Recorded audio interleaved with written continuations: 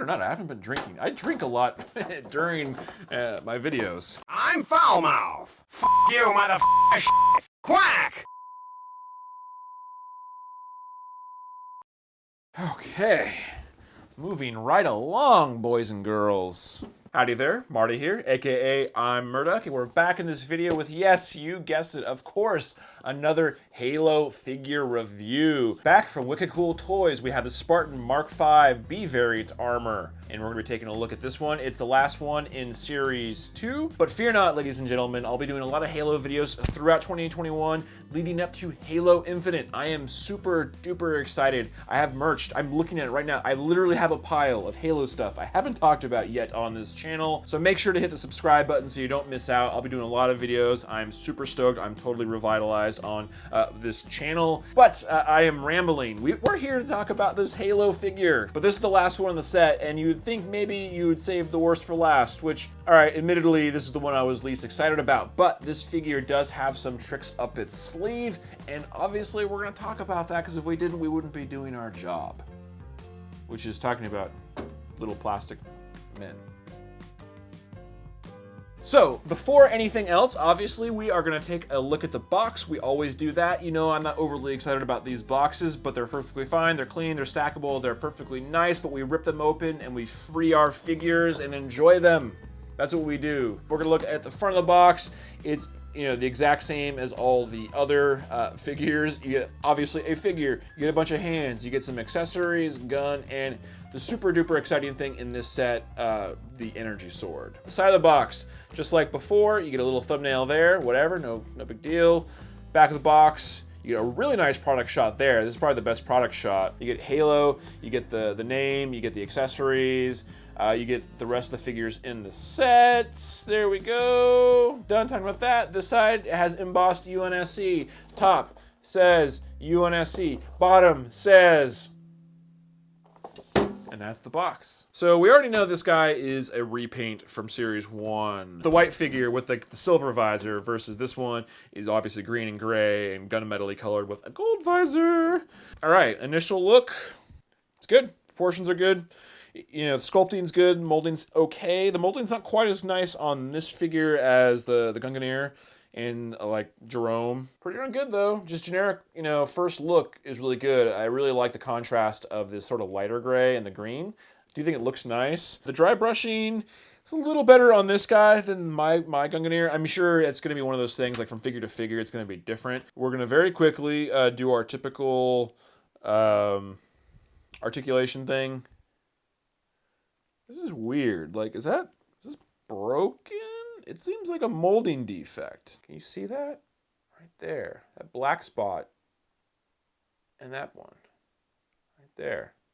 You could see, but it's like, there you go. Like, I mean, it's going into his body. So that's kind of lame. That's, the QC-wise, that's the most disappointing thing I've had in Series 2. I have a feeling this guy's going to have the best articulation. Obviously, you get full-on Exorcist effect, which we love. This one actually has the most attitude, most side-to-side attitude. He looks up slightly. It's a little bit more than forward, because I would say that's forward to my eye, and that's up. So it does look down really well, of course. All these figures have a pretty good down. Shoulders, of course, do your standard 360.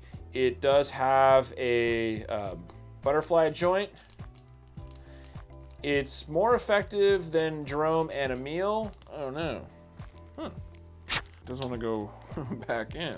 This one kind of sucks. Butterfly, like, it pops out and then it just gets jammed. So I'm taking the shoulder out and kind of just forcing it back in. I don't know about that. So yeah, you can see the butterfly actually moves in there.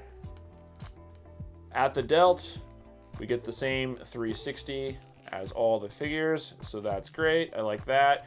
We get a double jointed elbow, super duper effective. You get, of course, your very traditional wrist swivel that every action figure should have. There you go. It's, of course, slotted. It gets plenty of range of movement. It does have a diaphragm joint, so you can wiggle his boobies around a little bit. So that's cool. A little bit side to side. So it'll go back actually quite a ways. To be fair, you really have to force it. But that's all the way back, and that's all the way forward. So his diaphragm joint actually works. I mean, there's no waist swivel. All right, legs break off really easily. So you got that going for you. That's about as far out as I can get it before it pops off, honestly. Like, I'm sure I could probably reattach it up there. Yeah, so I can pop it off. And in this case, like, it goes higher than everybody else. The ball does allow its hips to, like, swivel in. It doesn't really kick back a whole lot. Let's get his arm out of the way. It's less than the Gungnir, but, like, none of these figures really were getting much kickback. Knees, of course, maybe the best that I've had thus far. I mean, double jointed and literally can use his heel to kick himself in the fucking butt, so that's cool. Yeah, so ankles will do as much as we've gotten thus far, which has been really good. Goes back, ballerina style, super far. Goes up, plenty far. The left to right swivel is always good, but it swivels on this point where it cranks around awkwardly. But there is certainly some effective movement in there. So that's great. And of course, you get broken toe syndrome there. Oh yeah, I was wondering about this knee situation earlier. It's like this one, oh, it's just kind of broken on this figure. QC is bad on this figure. This one has the broken back piece. It has butterfly joints that are locking and sticking, at least on his right side. One of his legs just pops off super easily. It has a bad knee pad that's like not adhered into the knee peg hole. Kind of too bad to end an otherwise good series of figures on sort of a negative vibe here. Of course, though, we're gonna do our due diligence and we're gonna take a look at the accessories really quick. I don't really want to dwell a whole lot on the hands, but this figure actually does have a nice array of hands.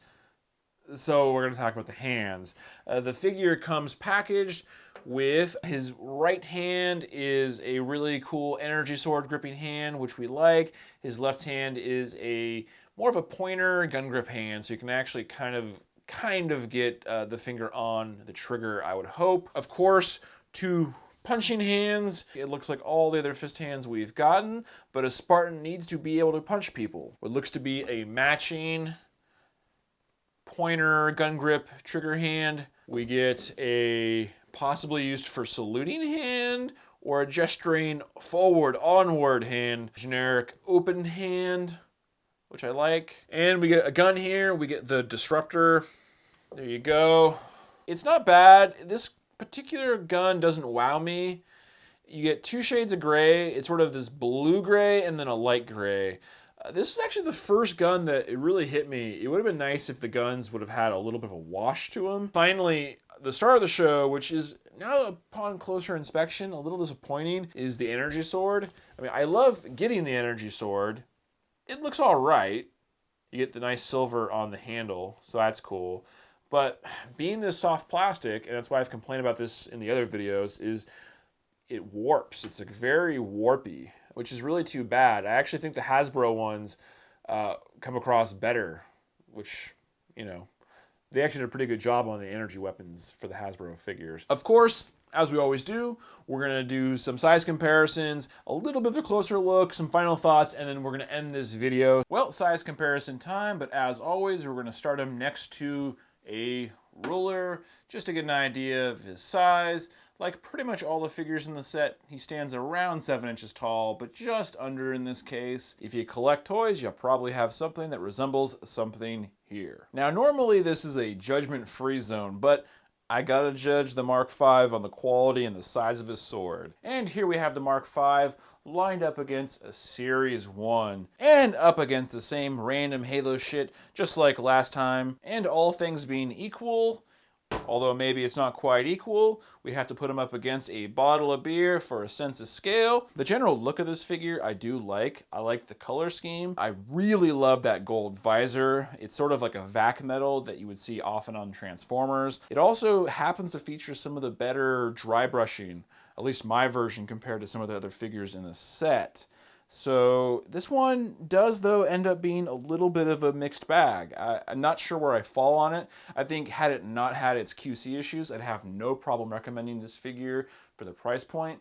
but my particular copy ends up being a little bit disappointing. Of course, though, I can't speak to the quality control of all the copies of this figure. I am curious, though, so if you have this guy, let me know down below. Does yours feature the quality control problems that mine does? I have 4 distinct QC problems on this figure. So, it is what it is.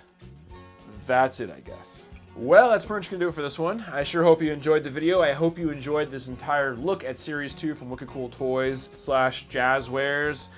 Overall, a really fun series of figures, even if I was a little bit let down by the QC issues on this particular figure. But if you found these videos entertaining or helpful or some combination of either of those things, please hit the like button. If you'd like to see more videos from me throughout 2021 leading up to Halo Infinite, which I'm really excited about, please hit that subscribe button. As I always say, it makes me feel like I accomplished something. But otherwise, I guess I'll see you in the next one. Bye.